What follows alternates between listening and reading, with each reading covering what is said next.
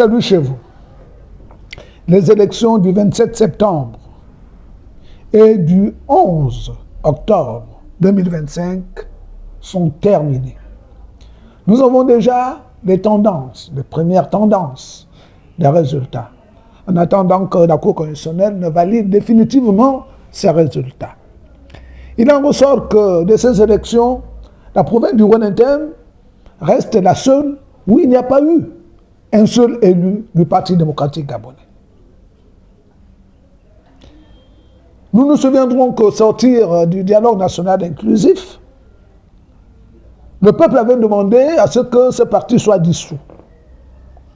Mais les règles de la démocratie et de l'orthodoxie juridique ont obligé les autorités de la transition à ne pas accéder à cette demande parce que c'était antidémocratique.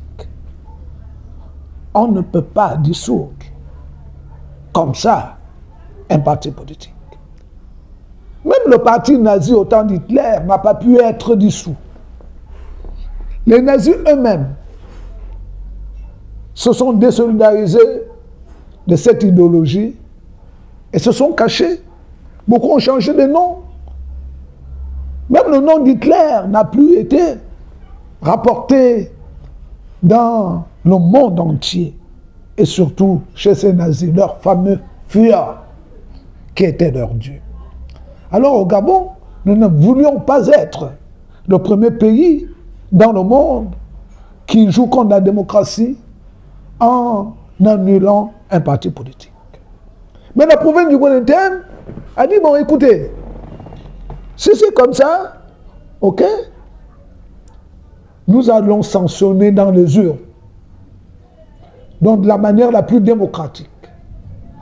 Et pourtant, toutes les provinces du Gabon demandaient à ce que le PDG soit muselé, que le PDG ne revienne plus aux affaires. Mais lors de ces élections, ces mêmes provinces ont voté les candidats du PDG. Alors je dirais que le peuple digne, le peuple fier, le peuple vrai, c'est ce peuple-là qui traduit ses pensées en action et qui fait ce qu'il pense au fond de lui. Ce n'est pas, comme disent certains, un repli identitaire, ce n'est pas ethnique, ce n'est pas parce que Oligui et de Perfond font du Wellington que le Wellington a décidé de voter l'Union démocratique des bâtisseurs et sanctionner le Parti démocratique gabonais. C'était pour être cohérent. C'était pour être cohérent. On ne peut pas laisser compter un peuple parce qu'on joue avec de l'émotion. Si ce choix des populations du Wellington pour donner 17 sièges sur les 18 à l'Union démocratique des bâtisseurs, le dernier né des partis politiques, mais qui est parti sous le sceau de celui qui a été élu à 94%, voire 95% par le peuple gabonais. Si cela devrait les poursuivre ou faire venir vers eux des colibets, des insultes ou des analyses des esprits qui ne savent pas ce que c'est que la cohérence, tant mieux. Mais à condition que ce peuple se sente bien dans leur tête. Que ce peuple se sente bien aussi dans leur esprit. Sur les 2941 bureaux de vote que comptait le Gabon tout entier, les 386 bureaux de vote du Wellington ont dit pas un pédégiste élu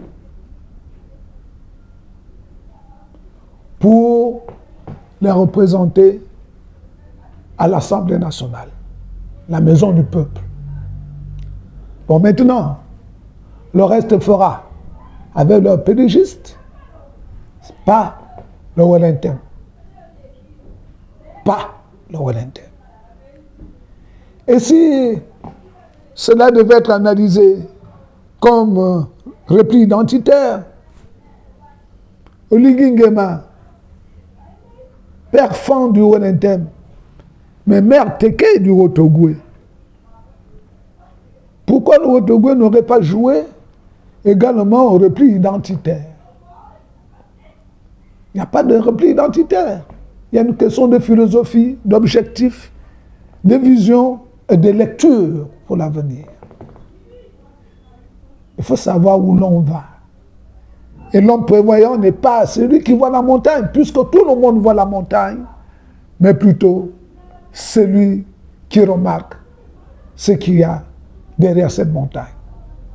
Alors, comme toute œuvre, il y a des ouvriers. Ces ouvriers, nous n'allons pas les chercher dans la Lune ou sur une planète inconnue. Ces ouvriers sont là.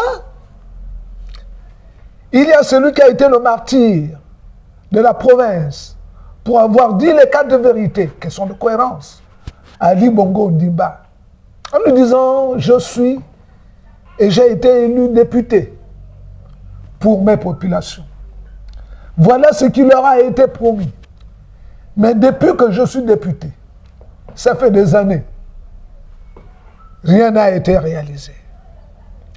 Pour faire bon et devant ma population, je vous remets mon écharpe de député. » Cet acte lui a coûté de la sueur et du sang. Il a été emprisonné, torturé, mais il est resté dans le cœur des populations du Wellington.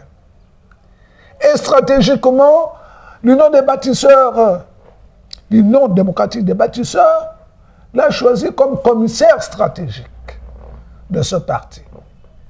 Et l'a mis sur le terrain du Wellington pour que le message soit bien relayé. Et ça a été relayé à la perfection. Car celui qu'on appelle Bertrand Zimi Abégué a marché sur les eaux pour amener des gens qui ne voulaient pas aller à Ninive, à Ninive.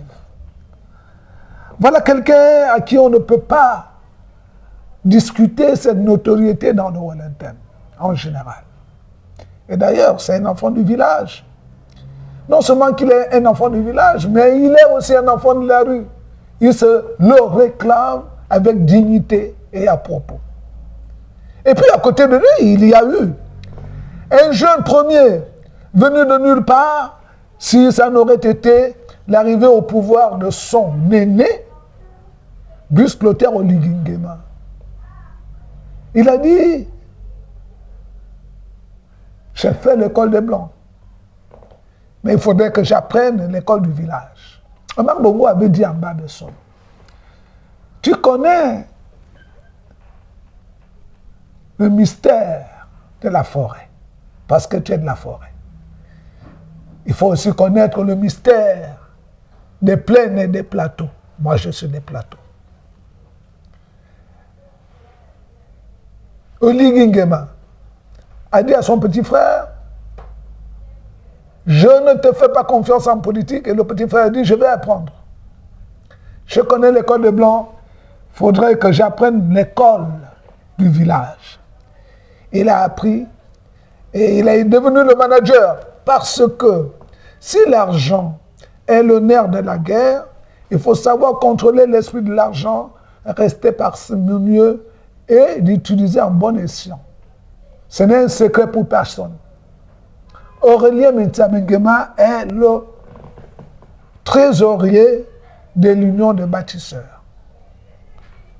Une mission et des moyens. Il faut savoir donner des moyens, les cibler et manager. Pour moi, voilà le Manitou de la victoire de l'Union des bâtisseurs. Et voilà même celui qui a dit, le peuple a demandé à ce que le PDG ne revienne plus aux affaires. Moi, de manière démocratique, avec mes armes, je vais les y amener.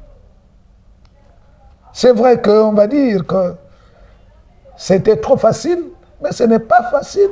Le Wellington est la province la plus fondeuse. Et d'ailleurs, nos frères et sœurs d'autres provinces ne misent jamais à 100% sur le One parce qu'ils disent ce sont des gens dont on ne sait pas trop comment ils réagiront et quelle est leur philosophie. Mais là, la philosophie a été claire pour ces populations de One. Ils ont dit pas de PDG dans leur province, en tout cas pas pour cette législature. On verra après. Il y a des choses chez vous.